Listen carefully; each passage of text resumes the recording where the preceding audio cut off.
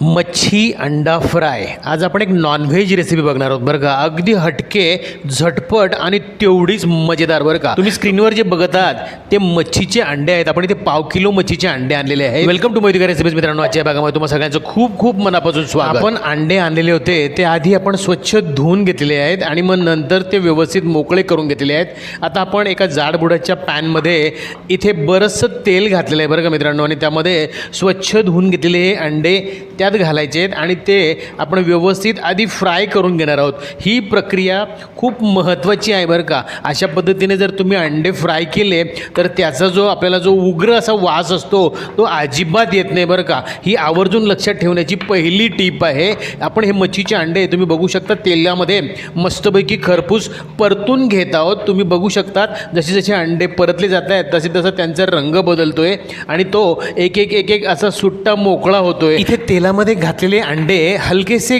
Grey कलरचे होते, ते संपूर्ण पांढरे होईपर्यंत आपण त्याला कंटिन्युअस असं स्टर करत राहायचं आहे आणि मस्तपैकी या तेलामध्ये परतून घ्यायचं आहे। बरं, ही संपूर्ण प्रक्रिया आपण मीडियम फ्लेमवरती करायची आहे। तुम्ही बघू शकतात इथे कंटिन्युअस तो चमचा चालवला जातोय आणि संपूर्ण अंडे असे ढवळून काढले जात आहेत। इकडे लगेच आपण मिक्सरच्या भांड्याला 15 ते 20 लसणाच्या पाकळ्या घेतलेल्या आहेत। साधारणपणे वजनी 15 ग्रॅम इतका लसूण घेतला आहे। पाव चमचा आपण त्यामध्ये अख्खं जिरं घातलं आहे आणि साधारण 2 इंच अद्रकचे तुकडे आपण त्यामध्ये घातलेत। अद्रकचे तुकडे सुद्धा 10 ग्रॅम इतके आपण वजनी घेतलेले आहेत। एक लाल तिखटाचा चमचाभर आपण त्यामध्ये घेतलेला आहे।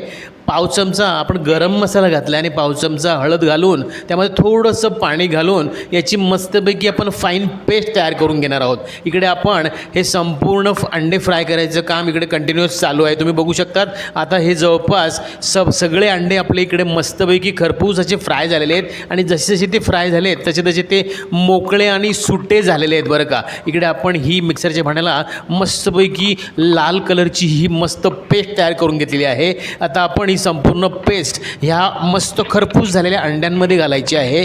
तुम्ही बघू शकतात आपण ही प्रक्रिया अशा पद्धतीने करत आहोत।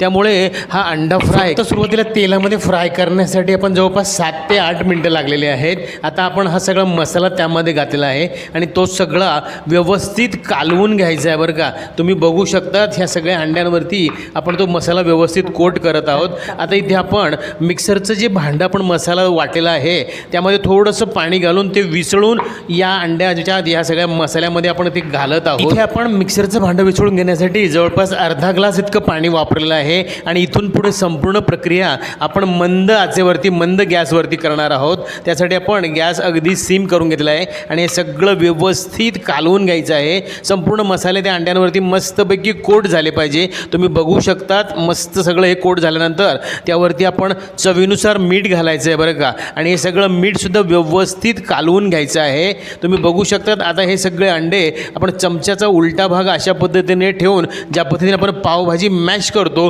त्या पद्धतीने आपण ही संपूर्ण प्रक्रिया करायची आणि हे अंडे एकजीव त्या मसाल्यामध्ये झाले पाहिजे, तेव्हाच हा सगळा मस्तपैकी अंडा फ्राय हा जो आहे हा मजेदार लागणार आहे बरं का। संपूर्ण प्रक्रियेसाठी जाड बुडाचं पॅन वापरायचं आहे बरं का, म्हणजे खाली लागण्याचा कुठला प्रश्नच उरणार नाही। मित्रांनो, तुम्ही अजूनही चॅनलवर नवीन असाल तर चॅनलला सबस्क्राईब करा बरं आधी। आणि मला माहिती आहे तुम्हाला ही रेसिपी आवडलेली सुद्धा आहे, तर जरूर लाईक सुद्धा करा आणि तुमच्या मित्राप्तेशांमध्ये सुद्धा शेअर करायला विसरू नका बरं का। चला तर मग आता बघूया। तुम्ही हे बघत असताना मंद आचेवरती आपले हे सगळे अंडे अगदी मजेदार पद्धतीने मस्तपैकी शिजलेले पण आहेत आणि अगदी ते एकदम मस्त ह्या मसाल्यामध्ये ब्लेंडसुद्धा झालेले आहेत बरं का, आणि हलकं हलकं आजूबाजूने त्याला तेलसुद्धा सुटायला लागलेलं आहे। तुमच्या लक्षात येईल तुम्ही बघू शकतात इथे आपण बारीक चिरलेली हिरवीगार कोथिंबीर यामध्ये घालायची आहे। कोथिंबीर तुम्ही भरपूर सारी यामध्ये घालू शकतात।